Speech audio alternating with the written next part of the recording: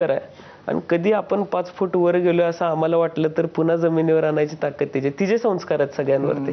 त्यामुळे चांगल्या पद्धतीने. पण आजीला जेव्हा म्हणजे तू आमदार झालास त्यावेळेच्या भावना तर त्यांचा आनंद म्हणजे मी ज्या खोलीत बसलो होतो त्या खोलीच्या बाहेर सगळे येऊन बसले होते. माझी आई बसली होती, आजी बसली होते, दोन्ही चुलते थांबले होते, माझे 2 भाऊ फक्त आत होते माझ्या बरोबर.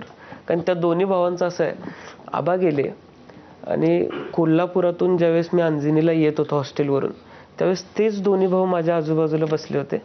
आणि माझ्या त्यातल्या मोठ्या भावाने मला त्यावेळेस सांगितलं होतं की आज जी गर्दी दिसते ती उद्या गर्दी नसणार आहे. हा सल्ला मला त्याने त्यावेळेस सांगितला होता आणि हे आपल्याला उभं करायचं आहे. आम्ही तिघांनी फार चांगल्या पद्धतीने एकमेकांशी कोऑर्डिनेशन ठेवून म्हणजे आजही एखादा विषय मतदारसंघातला असेल तर ते दोघं सुद्धा मला बऱ्याच गोष्टी सुचवतात आणि त्या पद्धतीनं जी योग्य असेल ती गोष्ट मी करतो. म्हणजे त्या दोघांचाही वाटा या विजयामध्ये तेवढाच. आजी काय म्हणाली?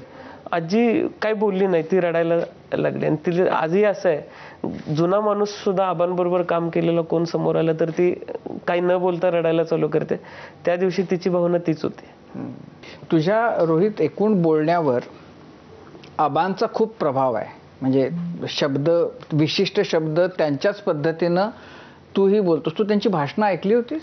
मी फार कमी भाषणं त्यांची युट्यूबवर आहेत किंवा त्यावेळेस संग्रह करायची पद्धत किंवा हे नव्हती फार. ती भाषणं सापडलेली नाहीत. 2 विधिमंडळातली पुस्तकं आहेत, विधिमंडळातल्या भाषणांवरती 2 आबांची पुस्तकं आहेत. ती पुस्तकं मी वाचलेली आहेत.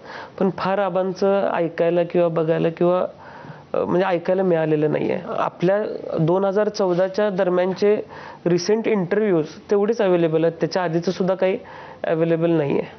त्यामुळे फारसा ऐकायला मिळालं. आबांचा कट्टा बघितलास का तू? तो बघितलाय.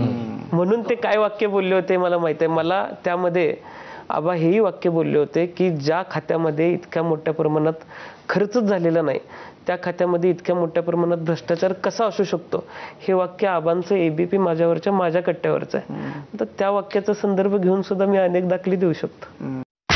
कॉफीज प्रस्तुत करत आहे पॉल्युशन चेक. प्रदूषणापासून होणाऱ्या घशाच्या